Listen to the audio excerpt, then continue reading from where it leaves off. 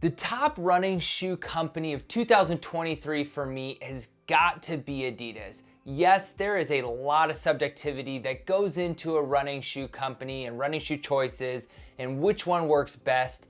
But then when I got the Adidas Solarboost 5 and it put well over 60 miles in this, combination of long runs, tempo runs, dropping sub 6-minute miles, and quite a bit of easy runs, this is another shoe by Adidas this year that is just an absolute banger.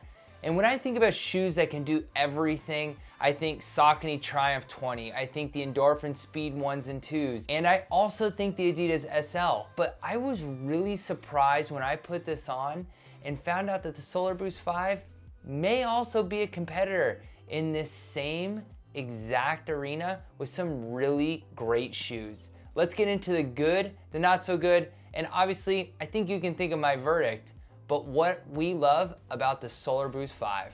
Straight into the good, and Adidas has been nailing uppers, and the Solarboost 5 is not an exception for them. Well, they've been nailing uppers for every shoe lineup except for the Boston, but they have absolutely done an incredible job with their racing lineup as well as their daily trainer lineup. And when I'm thinking about a daily trainer, one of the things that I absolutely love in this shoe, and that also has in the Adidas SL, is they've got just the perfect amount of cushioning on the tongue. They've got the perfect amount of cushioning on the heel and in that collar space that just is money for your daily runs and your long tempo runs as well. My first run in this shoe was 20 miles and my foot was locked down, absolutely solid. It felt extremely breathable and extremely comfortable. And I got done with that first 20-mile run and I go, I think this is another one of those special uppers. They have a larger tongue gusset in this shoe than they do in some of their other shoes, which I think helps with that snug fit. Not like race snug, but just a really solid snug fit. So Adidas, keep up the good work. Go find a good upper for that Boston because I love the upper in the Solarboost 5. Secondly, and just as important, if one of the goods is the ride is absolutely incredible, you know that shoe is gonna be a good shoe. And the Solarboost 5 had one of the most enjoyable rides for a daily trainer that I've had in a really, really long time. When I run in shoes, I don't look at the weight until after and when I'm giving the review of the shoe. And I was guessing this shoe was gonna land in those mid-8 range just because of the way it felt. And so when I looked and it was 9.9 ounces, I thought to myself, either my bearings are a little off or the shoe just feels that great. I went and ran in it after I took a look at that. And no, my bearings aren't off. It's just a really, really snappy, lively shoe. And if you think about the Triumph 20 and how we loved that shoe because it just had a lot of bounce for a daily trainer, very, very similar to what I'm seeing in this Solarboost 5. Very forgiving on my easy runs, but very easy for me to get up into my tempo. So when I'm putting in those low 6 minutes, dropping below 6-minute mile in this shoe, I didn't have a hard time getting up to speed and staying there and also feeling like I was getting some energy return from the shoe. Amazing, amazing ride in the Solarboost 5.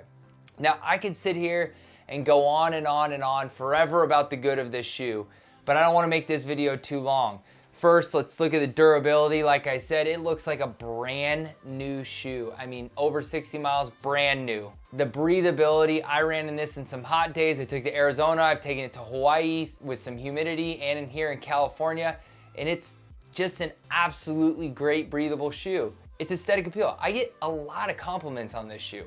Why? I think it's kind of like pretty basic, but it looks good out there on the road. So, like I said, I can go on and on, but let's transition to the not so good. The not so good kind of comes because I'm a little lazy in my easy runs. One of the things that I do in my easy runs is I probably don't lock down my shoe or lace it up as good as I can. And like I said, my first run was a 20 miler and the shoe was absolutely incredible. Probably because I knew I was going 20 miles and so I focused on locking it down. But on one of my easy runs, I don't really lock it down quite as tight and I started to develop like a little hot spot on the outside of my forefoot. But the moment that I got back down, snugged up the laces, made it feel really tight and good, I didn't have a hot spot. So if you have extremely narrow feet or you are prone to developing some hot spots, I still think this is a great shoe for you, but just really focus on making sure you got a solid lockdown because yeah, hot spots on the forefoot are no good. Secondly, although the ride is amazing, can you imagine what this ride would be like if it went from 9.9 to say 9 ounces? Could you imagine what that would feel like? So Adidas, just an ask, put this shoe on a diet. So clearly, I'm a huge Solarboost 5 fan, but am I gonna buy it again? And the answer is it really depends. So if I'm putting in early season miles like I am right now, just miles, some tempos, not a whole lot of like interval and crazy speed stuff, yeah, this is a shoe I'd buy. This or Saucony Triumph 20. But if I'm going a lot more speed, doing a lot more shorter intervals, really picking up that pace a lot, I may look somewhere else simply because of the 9.9 ounces in the shoe. Yeah, it feels light, but the Adidas SL feels so much lighter and also is a lot snappier. If you're looking outside of the Adidas brand, maybe, the Novablast. But yes, this shoe is awesome. Adidas is on something. Still, to me, is the best shoe company this year of 2023. Solarboost 5, it is staying in my rotation.